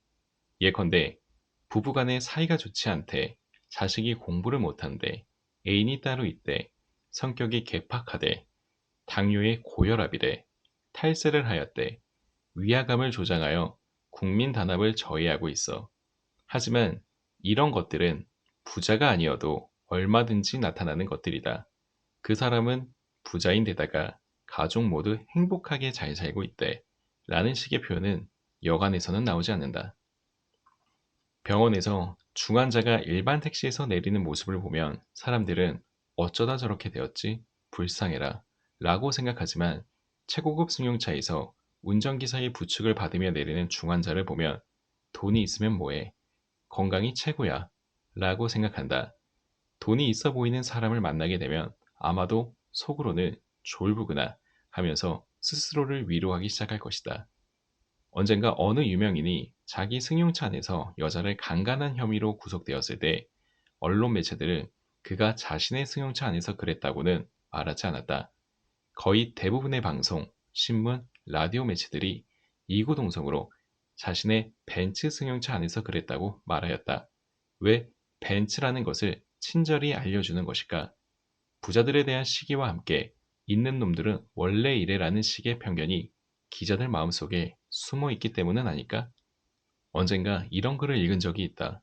땡볕 속에 땀 흘리며 일을 마친 후에 시원한 막걸리를 한잔하면서 시시콜콜 마음을 털어놓을 친구가 있고 두 다리 쭉 뻗고 단잠을 자는 사람이 첨단 보안 장치 속에서 안전을 구걸하는 부자, 내일의 주가, 내일의 환율, 내일의 사업을 걱정하며 잠드는 부자보다 더 행복할 수 있다. 전적으로 맞는 말이다. 하지만 당신이 부자에 대하여 도대체 얼마나 알고 있다고 그렇게 단정한단 말인가? 부자로 살아보기라도 했다는 말인가? 부자에게는 시시콜콜 마음을 털어놓을 친구가 없으며 부자는 두 다리 쭉 뻗고 단잠을 자지 못한다고 생각하는 근거는 무엇인가?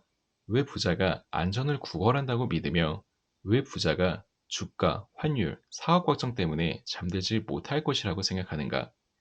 진짜 부자들은 경비 시스템이 철저한 곳에서 살고 있기에 안전이 보장되어 있고 주가 때문에 잠을 못 이루는 사람들은 부자가 아니라 대박 환상에 빠진 개미 투자자들이며 환율이나 사업 걱정을 하는 정도라면 재산이 많지 않은 사람들이다.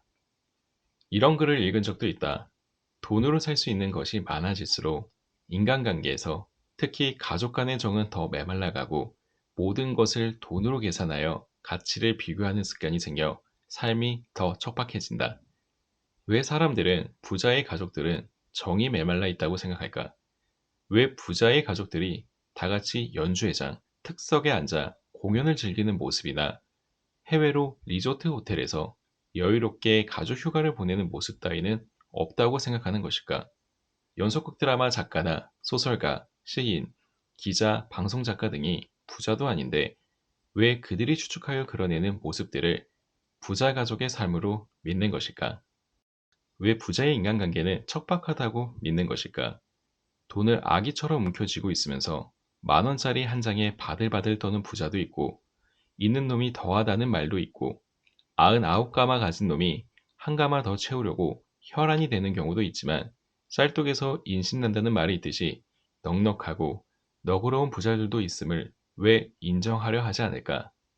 물론 부자들이 많은 것을 돈으로 계산하는 습성이 있는 것은 사실이다. 왜 그럴까? 돈이면 다 된다는 생각에서일까? 아니다. 이것을 이해하려면 경제의 속성부터 배워야 한다. 내가 묻는다. 경제를 배우라는 이유는 무엇인가? 돈을 더 벌기 위함이라고 생각하면 오산이다. 선택을 현명하게 하기 위함이다. 같은 재화를 갖고서 얻을 수 있는 가치들을 비교 선택하여 불필요한 낭비를 없애고 미래를 대비하기 위함이다.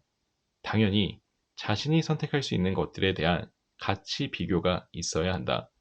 같은 값이면 다홍치마를 고르기 위해 따져봐야 한다는 말이다. 예를 하나 들어보자. 어느 해 겨울 나는 가죽 재킷을 사고 싶었다. 백화점에 가보니 세일 가격조차 100만 원이 넘었다. 양가죽이 제 아무리 좋아도 양가죽이고 바느질과 안감이 제 아무리 좋아도 100만 원이 넘을 이유가 없어 보였다. 결국 상표값이라는 말인데 전혀 내키지 않았다. 가족들과 명동 밀리오레에 갔을 때 물어보니 비슷한 품질이 50만 원대. 그래도 나는 사지 않았다. 1월경 홈쇼핑 잡지에 나온 이태리산 양가죽 재킷은 25만 원대. 납품가는 20만 원 미만으로 추정되었다. 2월경 가죽옷이 들어갈 시기 남대문 매사에서 나는 15만 원에 아주 마음에 드는 무광택 양가죽 재킷을 하나 샀다. 홍콩에서 스포티한 디자인의 가죽 재킷을 60만 원 주고 구입한 적도 있다. 부자들은 종종 물품값을 지불할 때 당신이 보기에는 야박하다.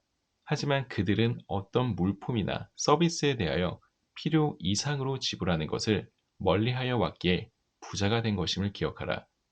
어떤 사람은 이렇게 말할지도 모른다. 따뜻한 삶은 오히려 청빈한 생활, 겸손한 성품, 자신의 한계를 인정하는 데서 생기는 여유 속에서 이루어진다. 그가 부자이든 가난하든 만족할 줄 아는 내적 힘을 가진 사람, 다른 사람을 배려해서 자신의 이익을 포기할 줄 아는 사람이 더 행복한 삶을 살 것이다. 물론이다. 그렇지만 인도의 인구 10억 명 가운데 90% 이상이 가난한 이유를 혹시 아는가? 현 세상은 지나가는 바람 같은 것이며 내세가 진짜 인생이라고 믿는 힌두교 때문이다.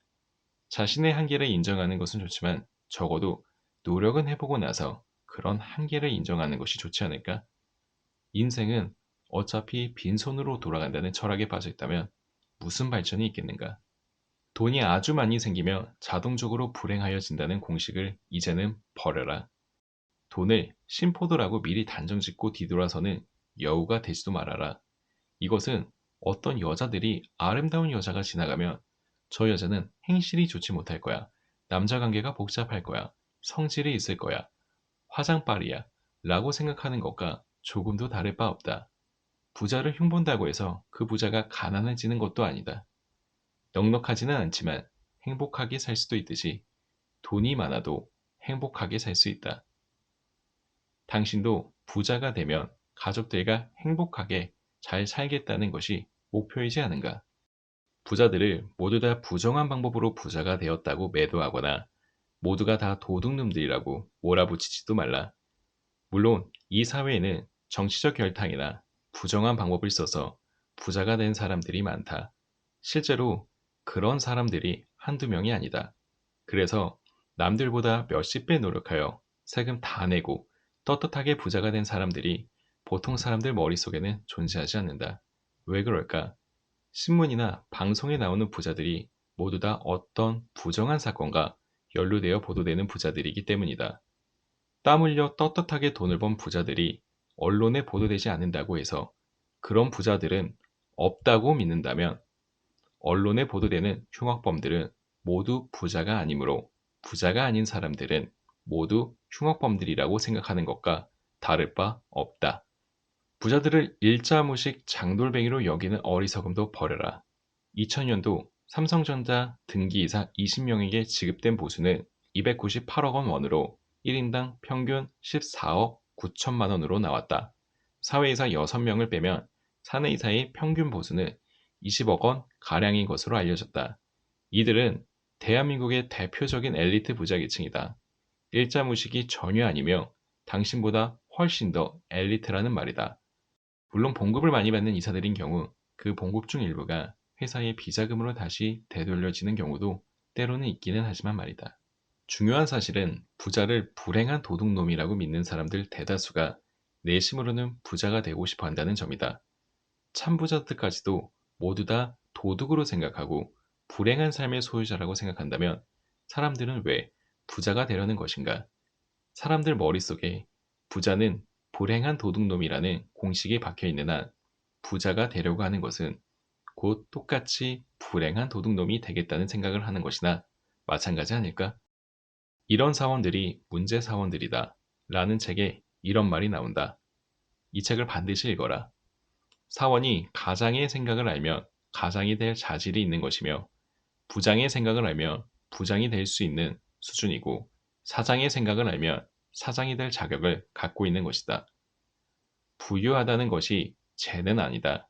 고급 승용차 뒷좌석에 앉아 있는 사람들이 모두 다 도둑으로 보인다면 당신은 결코 부자가 될 가능성이 없다고 하여도 과언이 아니다.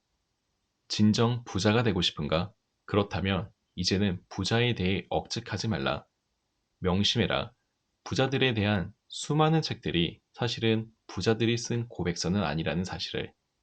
그러므로 부자들의 삶을 강 건너에서 바라보고 추측하여 쓴 책들은 그 어느 것이든 무시하여라. 사람들은 자기들이 이해하지 못하는 대상에 대해서는 억측만 하면서 아는 체를 하기 마련이다. 영화 파인딩 포레스터에서 주인공으로 나오는 숀 코네리가 하는 말이다. 참 부자들의 생각과 마음을 배워라.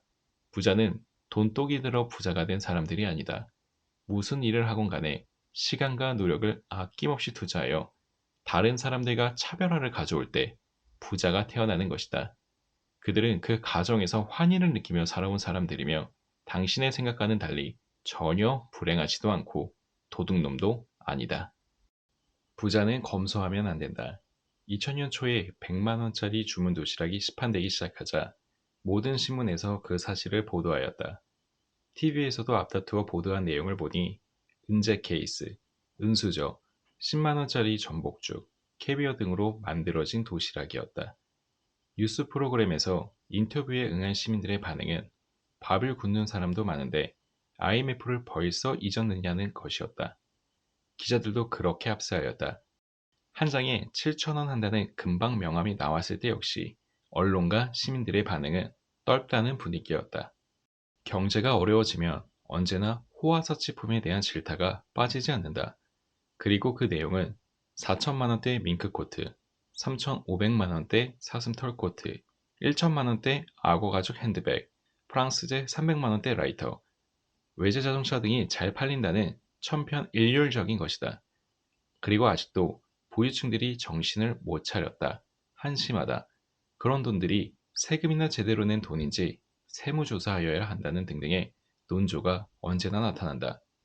그러면서 졸부들의 허세성 소비 생활에 서민의 꿈이 짓밟힌다. 졸부들의 무절제한 행태는 어려운 많은 이웃들에게 깊은 상처를 주게 되고 일부 불만 계층의 극단적인 행동까지도 유발할 수 있다. 일본의 경우 대기업의 오너들이 30평도 안 되는 작은 집에서 살며 타의 모범을 보이는 일이 허다하다. 부자든 가난한 사람이든 더불어 산다는 공동체 의식을 한시라도 잊어서는 안 된다. 등등의 논조가 뒤를 잇는다. 2000년 3월 정주영 명예회장이 집을 옮겼을 때 20년은 좋게 넘었을 듯한 옷과 가재도구들, 12년 된 국산 17인치 TV가 언론의 칭송을 받았다. 부자는 그렇게 살아야 한다는 것이 언론의 논조였다. 그런 논조에서 본다면 나는 전혀 검소한 부자가 아니다. 예컨대 나는 해외 출장 시에 1등석을 주로 탄다. 가족 여행에서도 그렇게 한다. 호텔 역시 나는 최고급만 이용한다. 그런 나에게 사람들은 종종 이런 말을 한다. 세계 최고의 부자 빌 게이츠는 비행기를 탈 때 3등석을 탄다네. 그럴 때마다 내가 하는 답은 이것이었다. 빌 게이츠는 자가용 제트 비행기가 있지만 저는 없습니다. 일본 대기업 오너들이 30평도 안 되는 작은 집에서 산다는 말을 하는 사람들에게는 이런 말을 한다. 일본의 평수는 전용 면적이다. 우리식으로 하면 40평 이상이다. 일본 대기업 오너들 중에는 큰 집에서 사는 사람이 훨씬 더 많다. 일본의 유명 휴양지를 가보면 전부 부자의 별장들이다. 한국의 재벌 총수들이 소박한 자택에서 살고 있다는 어느 신문 기사를 보고 나는 실소를 금치 못했던 적이 있다. 그렇게 사는 사람도 있겠지만 서류상으로 사는 곳과 실제 사는 곳이 다른 사람도 많고, 서류상으로는 한 채만 사용하지만 사실은 세금을 피하면서 두 채를 사용하는 사람도 있으며, 겉으로는 소박한 양옥처럼 보이지만 지하에 엄청난 시설이 되어 있는 경우도 내가 알기 때문이다. 나는 아주 오랫동안 일요일 점심은 언제나 농심 너구리 라면을 먹어왔지만 내가 평상시에도 그러할 것이라고는 생각하지 말라. 나는 때로는 한 끼에 1인당 수십만 원짜리 식사도 거리낌 없이 먹으니까 말이다. 언젠가 어느 금융회사 직원들과 점심을 먹게 되었기에 순댓국 잘하는 데 있느냐고 물었더니 아니 순댓국도 드십니까? 하는 말을 들었던 적이 있다. 내 참 기가 막혀서 부자는 뭐 입에 금태 둘렀냐? 대형 PDP TV도 있고 초대형 프로젝터도 있지만 내가 욕실에 갖다 놓은 TV는 이웃집에서 버린 TV를 주워와 내 자신이 직접 수리한 것이다. 15년 된 세탁기가 고장나 서비스 센터에서 버리라고 했을 때에는 버리기가 아까워서 나 스스로 고쳐보려고 8시간 이상 씨름을 한 적도 있다. 내가 아는 어느 부자는 서울 잠실에 수백억 원대의 빌딩을 순전히 보유 현금으로 건축할 정도로 부자이지만 식사는 잘해야 돼지갈비이다. 소갈비는 비싸서 평생 먹지 않는다는 것이다. 하지만 그는 술은 비싼 양주만 마신다. 내가 아는 미국의 어느 억만장자가 있다. 현재 나이가 80에 가깝고 삼성 이건희 회장의 개인적 친구인데, 그 억만장자가 이 회장을 만나러 한국에 자가용 비행기로 딱 한 번 왔었을 때 이착륙에 필요한 서비스들을 내가 주선했었다. 나는 이건희 회장을 모른다. 나는 재벌 2세들을 별로 존경하지 않지만 그는 존경한다. 그 억만장자가 개인 집을 짓는다고 해서 몇 번 가볼 기회가 있었는데, 집은 별로 크지 않은데 정원에 있는 연못이 어마어마했고 뒷마당의 폭포가 완전 놀이공원 수준이었다. 그런데 그는 렉서스를 중고로 구입하였다. 물론 벤츠가 몇 대 있다. 거실 천장에 매달 샹들리에를 구입하러 프랑스까지 가서 경매장에서 수십만 달러를 주고 구입해오는 양반이 말이다. 이러한 모순된 소비 태도가 부자들에게 있음을 알아라. 부자들을 그들의 소비 생활 중 지극히 단편적인 면 하나를 떼어다가 평가하지는 말라는 말이다. 이런 잘못된 평가를 언론이 제일 많이 저지른다. 요즘 부자들의 생각과 소비 패턴을 잘 보여주는 책은 미국의 저술가 데이비드 브룩스가 쓴 보보스이다. 그는 이 책에서 부르주아와 보헤미안을 합쳐 보보란 새로운 단어를 만들었다. 나는 보보스를 읽으며 정말 상당히 많이 크게 웃었는데 공감하는 부분이 많았기 때문이다. 부자들을 이해하려면 반드시 읽어보라. 하지만 장담하건대 당신이 부자가 아닌 이상 공감을 하지는 못할 것이며 웃음도 나오지 않을 것이다. 책을 읽고 난 뒤에도 여전히 한국 부자들은 미국 보보들과는 질이 다르다고 생각할 것이다.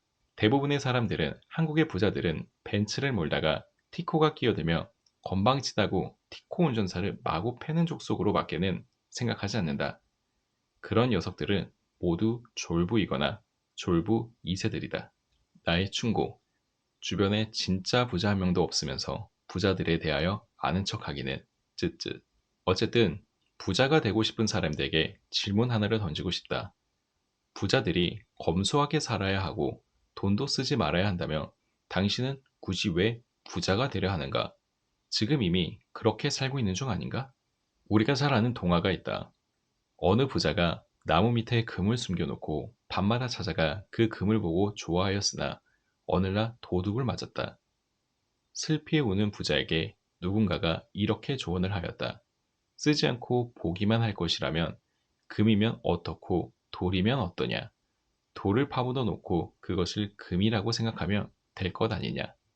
사람들은 부자가 되고 싶어 복권을 사고 복권에 당첨되어 부자가 되면 하고 싶은 대로 다 쓰겠다고 생각하면서 돈 쓸 생각에 부풀어 잠도 못 이룬다. 그러면서도 부자들은 돈을 파묻어 두고 검소하게 살기를 바란다. 정말 골 때린다. 나는 부자들이 돈을 많이 써야 한다고 생각하는 사람이다. 쓰지 않을 돈을 모으는 사람이야말로 돈의 노예이다. 돈은 써야 한다. 한 달에 1,000만 원의 가치를 창조하는 사람에게 그 10분의 1의 가치를 창조하는 사람과 똑같이 소비하며 살라고 하는 것은 결코 올바른 욕구가 아니다. 왜 자본주의 국가인데도 국민들 대다수는 공산주의식으로 경제적으로 똑같은 소비 생활을 해야 애국애족으로 생각하는지 나는 이유를 모르겠다. 한 달에 200만 원을 버는 사람이 10만 원짜리 옷을 사 입었다면 1억 원을 버는 사람이 500만 원짜리 옷을 사 입은 것과 소비 비율은 똑같은 것 아닌가? 그래도 소비는 건전하게, 합리적으로 하여야 한다고? 뭐가 건전한 소비인가? 낭비하지 말고 분수에 맞춰 하라는 것이 건전한 소비임에는 이견이 없을 것이다. 자, 그렇다면 그 낭비와 분수의 기준은 누가 결정하는 것인가? 한국 최고의 연봉을 받는다는 휠라 코리아 윤윤수 사장이 2억 원이 넘는 벤츠 600을 탄다고 해서 그가 분수 넘치는 소비를 한다고 당신은 생각하는가? 아니 왜 낭비의 기준을 당신 수준으로 결정하려고 드는가? 젊었을 때 노는 것도 모르는 채 열심히 시간을 쪼개가며 잘 살고자 노력해온 내가 만일 놀기 좋아하고 편안한 것만 찾아온 수많은 다른 사람들과 비슷한 수준의 경제 생활을 국민 정서에 따라 강제로 하여야 한다면 나는 너무나도 억울하다. 차라리 이민을 가고 말 것이다. 나는 세금을 많이 냈기 때문에 재산을 달러로 바꿔 얼마든지 갖고 나갈 수 있다. 미국 니만 마커스 백화점 체인의 크리스마스 선물 카탈로그에는 2인용 잠수함도 있었다. 위에서 말한 내가 아는 미국의 억만장자는 집 뒤 정원에 놓을 집채만한 정원석들을 중국에서 가져오기 위해 아예 화물선 하나를 전세를 냈는데 그 돌들이 장난이 아니었다. 미국 부자들의 돈 장난은 상상을 초월한다. 한국에서는 부자들이 돈을 못 쓴다. 부자들의 돈이 사회로 다시 돌려지도록 하는 방법들에 대해 한국은 무지하다. 냉철하게 생각해보자. 졸부들의 허세성 소비가 서민의 꿈을 짓밟고 어려운 이웃의 마음에 깊은 상처를 준다고?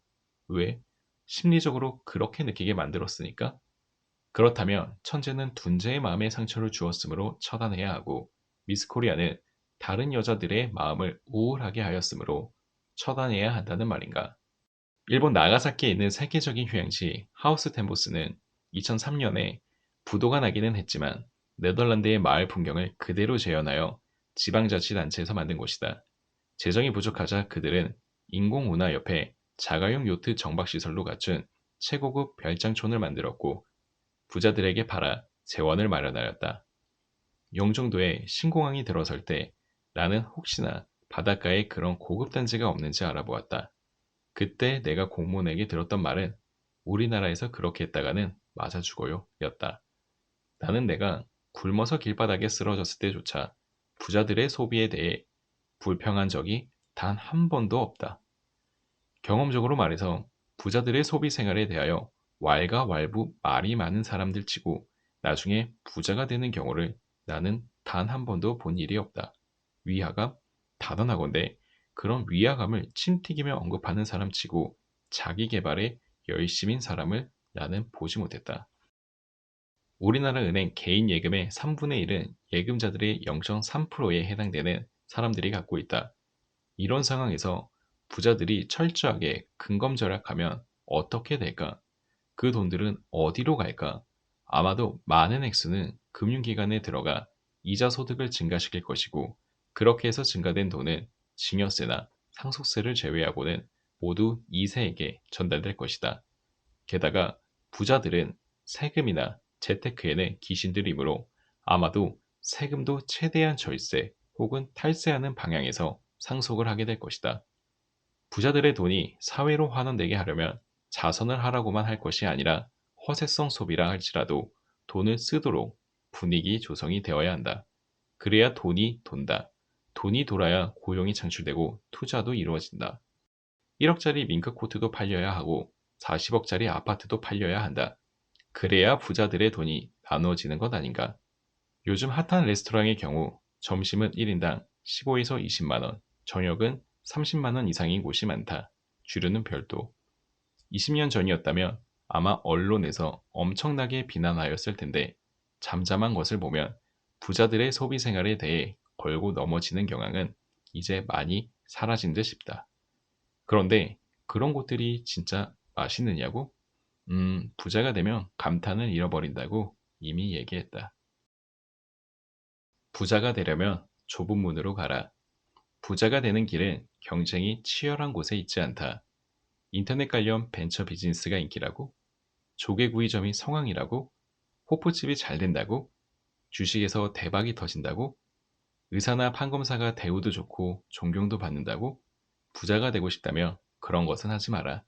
갑돌이 갑순이 모두 다 덤벼드는 쪽은 가능하면 피하는 것이 좋다. 성경에서도 좁은 문으로 들어가라고 하면서 넓은 문은 멸망으로 이끈다고 했다. 사람들이 가기 싫어하는 좁은 문에는 어떤 것들이 있을까? 더럽고 위험하고 힘들고 폼이 안 나는 것들이다. 바로 그런 것을 해라. 그러면 돈을 번다. 경쟁자가 적음으로. 당신 주변의 부자들을 보라. 인터넷 벤처기업 사장들의 재산이 수백억 원이니 어쩌니 하지만 주식평가액이 그렇다는 것이다. 실제 현금이나 부동산을 많이 갖고 있는 부자들은 대부분 남들이 천하게 여기는 배추 장사, 생선 장사, 새우젓 장사, 쌀 장사, 뭐 이런 것들로 돈을 벌었다. 폼나는 게 없다. 그들이 남들 보기에도 멋있어 보이는 일을 한 것은 기반을 닦고 나서부터이다. 아니 왜 미국에 가서는 슈퍼에서 야채도 다듬고 발바라 삼천리, 재봉이를 이렇게 표현한다. 또 하고 택시도 몰고 수영장 청소도 하러 다니면서 한국에서는 체면을 앞세우며 그런 일들을 안 하려고 하는 것인지 도무지 모르겠다. 그런 일은 한국에서도 돈을 벌 수 있는 일이다. 가난한 시절 나도 미국으로 이민 갈 생각을 했는데 미국에 가면 시체 닦는 일을 하려고 했다. 아무도 하지 않으려는 일이어서 돈을 많이 받는다고 들었기 때문이다. 대학을 다닐 때는 아르바이트로 번역을 했는데 신학 전문이었다. 그게 제일 번역료가 비쌌고 경쟁자가 별로 없었으니까. 나는 남들이 8비트 컴퓨터만 알고 있을 때 16비트 컴퓨터를 팔아 돈을 좀 벌었었다. 금성사에서 마이콤이라는 16비트 컴퓨터를 만들어 대통령 표창을 받았던 옛날 이야기이다. PC는 1990년대 초에 손을 떼었다. 경쟁이 치열해지면서 이득이 적어졌기 때문이다. 지금 직장을 구하는 사람들은 좁은 문의 법칙을 명심해야 한다. 인기 있는 멋진 회사들은 경쟁이 치열하다. 차라리 이름도 들어보지 못한 중소기업을 두드려라. 게다가 대기업에서 당신이 배우는 것은 언제나 피자의 한 조각일 뿐이지만 중소기업에서는 그 피자 전체를 어떻게 만들어 파는지를 배울 수가 있다. 즉, 홀로서기를 할 때는 중소기업에서의 경험이 훨씬 더 실용적이다. 보편적으로 말해서 대기업에서 나오면 다른 대기업으로 가지 않는 한 정말 써먹을 곳이 적다. 요즘은 이공계 지망생이 적다고 한다. 하지만 바로 그렇기 때문에 지금이 이공계를 지원해야 할 절호의 기회이다. 지금 당장을 생각하지 말고 10년 후, 20년 후의 경쟁을 생각하라는 말이다. 굳이 넓은 문으로 가고 싶다면 남들보다 크게 월등한 기술이 있거나 정말 탁월한 능력이 있어야 한다. 그렇지 않다면 한시라도 빨리 좁은 문으로 가는 것이 더 빨리 부자가 되는 길이라는 것을 깨닫기 바란다. 지금까지 세이노의 가르침 2부 부자로 가는 길목에서 제가 인상 깊었던 일부를 낭독했는데 들어주셔서 매우 감사합니다.